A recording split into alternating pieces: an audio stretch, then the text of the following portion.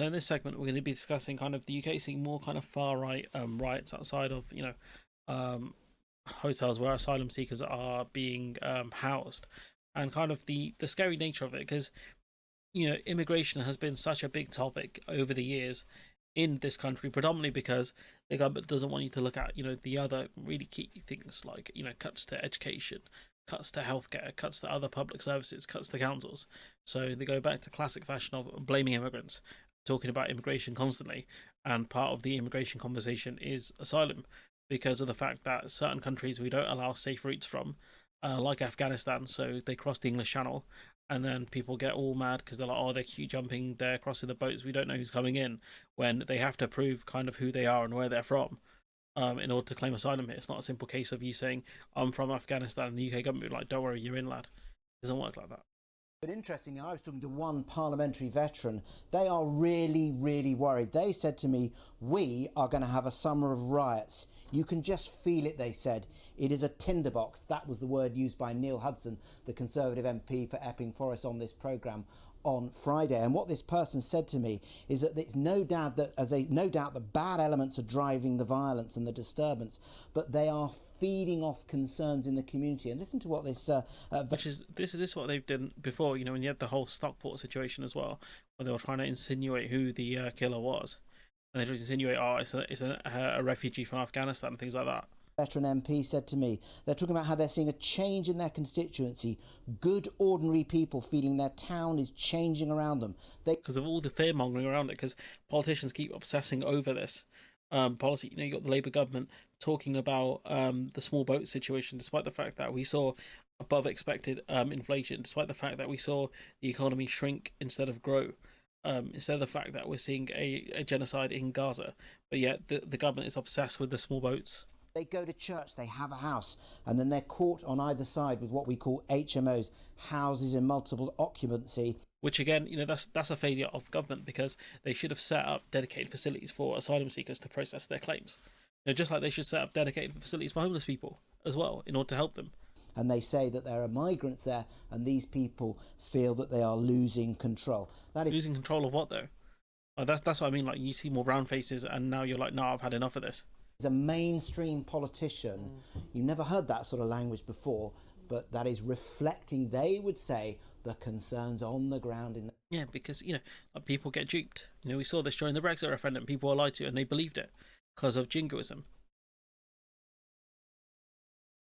This is from I'm not sure how to pronounce her name, but she works for Bloomberg. In general, I think it's fair to say that the government is very worried about situations like these. I mean, just sort of inhabiting Westminster for a living, speaking to people in government, quite often they refer to situations like this that we never see reported in the news. A new asylum accommodation opening in a particular place, they worry that it could be quite sensitive and might flare up. They're very concerned about it, but it never actually comes to that. This is one example where it has.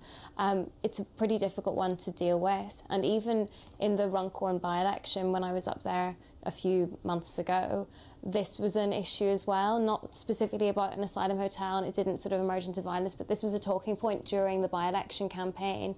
These sort of allegations. This is a point, the Reform Councillors made as well, saying that they're going to block asylum hotels and things like that in their constituencies, even though it's the Home Office that deal with that, it's not local councils.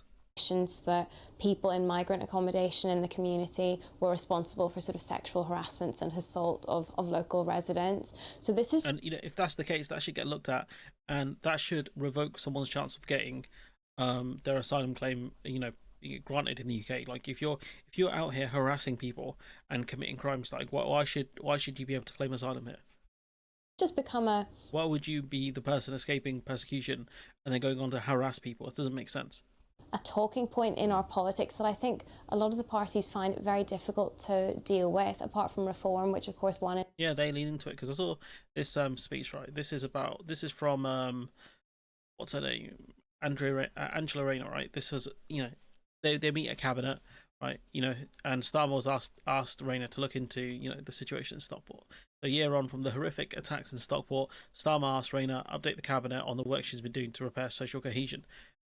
This was her response, right? She goes, the Deputy Prime Minister said that economic insecurity, the rapid pace of deindustrialisation, immigration, and the impacts of local communities and public services, technological change, and the amount of time people are spending alone online and declining trust in institutions was having a profound impact on society. So if we break these down, right, deindustrialization is massive. People losing jobs, especially well-paying jobs that they've trained for years, is a major problem.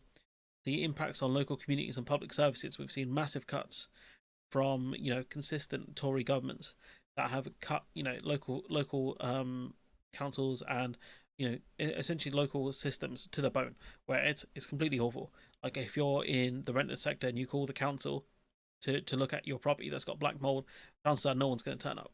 It's going to say they ain't got the money. They've cut children's safety and children's care by a lot because kids can't vote. So that's a major problem. Technological changes where people have been essentially iced out of society, I guess, to an extent, because they don't have the ability to converse online with others or use technology, use things like video calling and whatever. That I get 100%. Iced out of jobs effectively as well because of technology changing. The amount of time people are spending online alone, which is also a big problem as well because of the way algorithms work and things like that. You can get radicalized yourself on the internet. Declining trust in institutions. Now, do institutions deserve our trust when they've consistently failed? That's a key question. But you tie all these things together and you add in immigration. This is what I mean when immigration is such a hot topic, partly or mostly because I think the media is obsessed with it, and politicians are as well, because instead of doing their actual job, they would rather focus on foreigners, especially dark-skinned foreigners.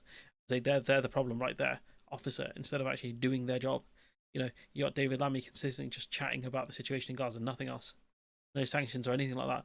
Because a lot of the things politicians do in England, in Westminster, is talk. They all talk. And so all they'll do is talk about how much of a big problem immigration is. But they know they can't cut the numbers because the economy needs it. But they love talking about it because they know that's what riles up people. So, this speech that she made is just ridiculous. To tie up these things together is just silly. But Rayna's one of them. For anyone who thinks it's like Rayna's this working class hope or whatever within the Starmer cabinet, like she's one of them 100%. It's just ridiculous, that statement she's made there.